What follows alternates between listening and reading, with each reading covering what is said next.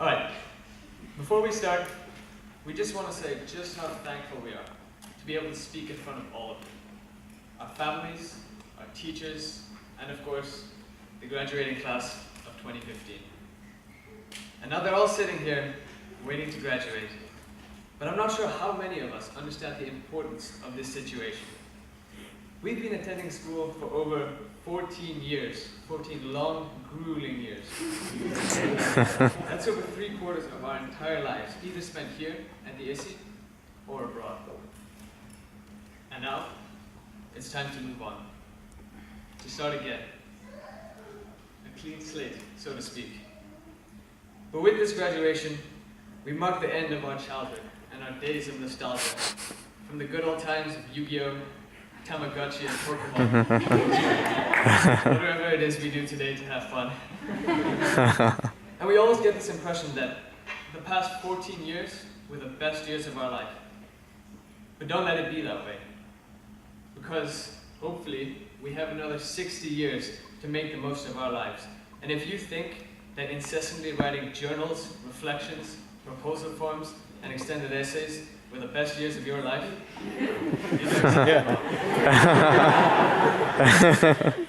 Now, some of us have been here since the very beginning. And even though the years seem to pass more and more quickly, we've had a fair share of unforgettable memories from each of them. We've seen our school and our class evolve from the Riz days to what it is now.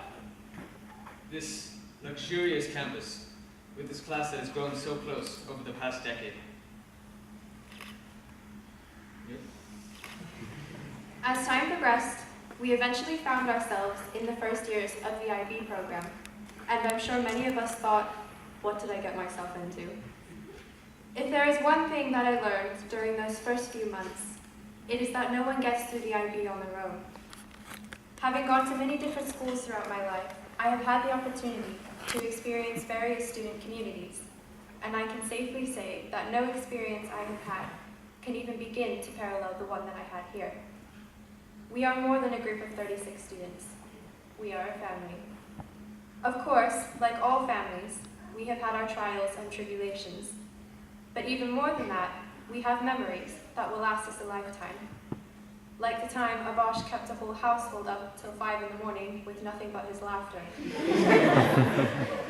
Or the iconic story of Valentina, which got so ridiculous, some teachers had to ban it from their classroom. I would like to think that in the future, when we look back on our years in the IB, we will not only remember the sleepless nights, the endless stress, and the deteriorating mental state we all adopted during exams, but we will also remember the things that made us laugh and smile, such as the time Marnie asked Ms. Fulbert how big her eggs were in biology, or the various dance moves we have adopted, such as the Marnix and the Valentina. I could continue on for hours about the interesting memories we have made, but I'm afraid that by the time I finish, you might think we are absolutely insane. So I will leave the rest of the reminiscing to the students themselves. Now, no graduation speech would be complete without a big thank you to the staff. Over the past 2 years, although our teachers have given us a sizable workload, they've also given us the enthusiasm we need to continue our studies. And they've given us the tools we need and use to think.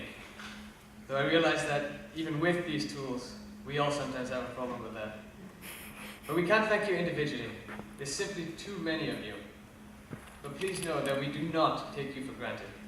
The same applies to our career counselors, Mr. Zaid and Ms. Prest, the school's caretakers, our lab technician, Mr. Van der Berg, our CAS coordinator, Ms. Noel, the management, and our secretaries. So as you can tell, there's so many people to thank, so if I missed out anyone, it's her fault. And of course, we cannot leave without recognizing perhaps the biggest supporters of our 2-year journey. They have been there every step of the way, through every crisis, through the pre-exam jitters and the post-exam joy.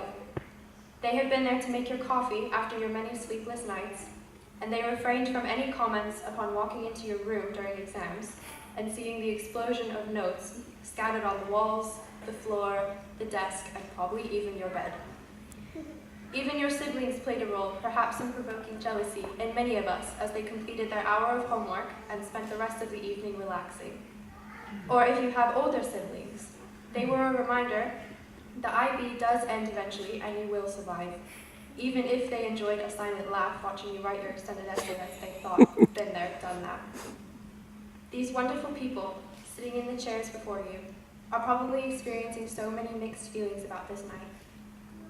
It is a time for celebration, but for many families, it is also the sad realization that we have grown up and reached the first major milestone in our lives.